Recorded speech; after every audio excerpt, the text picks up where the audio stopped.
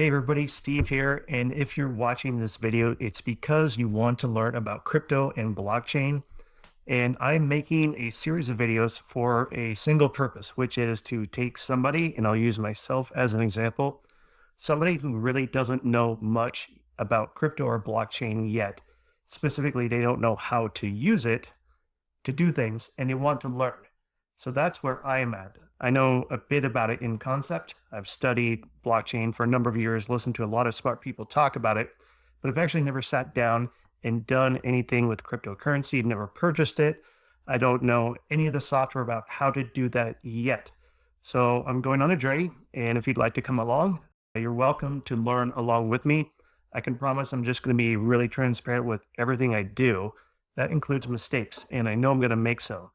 But the first thing I've done right now is just to get organized and start on a journey. And that's what I want to share with you. So let's check it out. I'm going to go get started from zero is really how I'm thinking about this. And the steps in this are here. So my main objective is I want to play the game. I want to participate. And for me, and I think a lot of others, probably you who are watching this, you're going to learn by doing and by learning how to do all the things that go into it, creating the accounts, starting whatever it is you have to do. We don't know it, right? So just learning by doing is a goal, and taking away that fear of failure and not worry too much about looking stupid, looking like you don't know much about it. Nobody does. That's where we're at in this whole new revolution. There's a bunch of really smart people who invented it, a lot of early adopters, but we're so far on the early side. So many people are just hearing about it. They want to get started and they don't know how.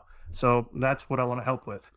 And I know for me that I'm not going to know how to use this or take action or take advantage of new opportunities within crypto and blockchain unless I actively participate. So even if I don't make anything right now, if I don't make any money, or if I just don't do anything with it, but I get set up, I'm that much further ahead, and then I can look to the next steps about what I want to do with it. And I know this is true, is everything is confusing when you look at this from the outside. For me, the big frustration I have is that there's a lot of tech here that people talk about, and I think it's really intimidating to people who are not comfortable with technology. It's intimidating if you're not familiar with the terminology. And I've also found that the terminology is kind of like an insider's club. There's all sorts of wacky names and just funny terminology to make sense, to use real world terminology, make sense of something really abstract and conceptual. So I'm going to try to do my best to translate that for you and, help you make sense of it and just make it seem like everyday things. And if you think about what we do with money right now, it's pretty abstract as it is. We spend money all the time and it's already virtual. We don't often use cash. You're used to using credit cards and debit cards, online things like PayPal, and paying with actual coin money in cash is still a common thing. But we probably, at a proportion of all you're spending, you're probably spending your money more in a virtual sense than you are with actual physical money. So there's, in some sense, we're already doing a lot of things with virtual currency and we're comfortable with it. So my goal is to become comfortable with cryptocurrency, all the various versions of it, different types of currency, and blockchain. The two go hand in hand. And so here's what we're going to do. I'll take you along with me. So I'm just getting organized right now, but a couple of things I know we need to do is need to create a wallet. This is where you actually store your currency, and just like a real world wallet. Again, we're using real world terminology to make some sense of something that's abstract. So we'll get into the details of that. We're going to actually acquire currency. I'm not sure which one yet I'm going to go after, but I'm going to figure out how to take my money, real world money, and actually acquire currency, whether Bitcoin or Ethereum or any number of the other, dozens and dozens of other type of currencies.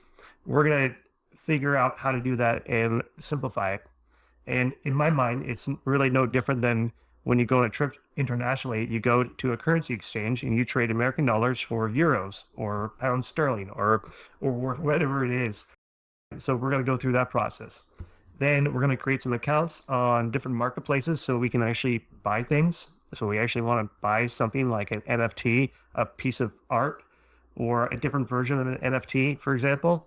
So we'll go into that. And then I know also there's a need to socialize and communicate within these circles. And social media is one way, but I also know that Discord and there's some other ways to get inside in circles to understand what is actually happening. So understand how to communicate within this world and where people go, and also figure out how to create products such as digital art using NFTs. And again, I'm just going to do my best to demystify all of this and show you some examples. So already I've got some targets of where I'm going to go at first, but this is the first step in the journey. But we're going to get, just like we're going on a trip and we're getting organized, we're going to get all of the equipment that we need to get organized and take with us so we can actually go on this journey. And for me, this is what I know right now. So here's where we'll start. So I hope this helps you take that first step. If you're holding back because you just don't know what to do, come with me and I'll help you out. All right. Thanks so much.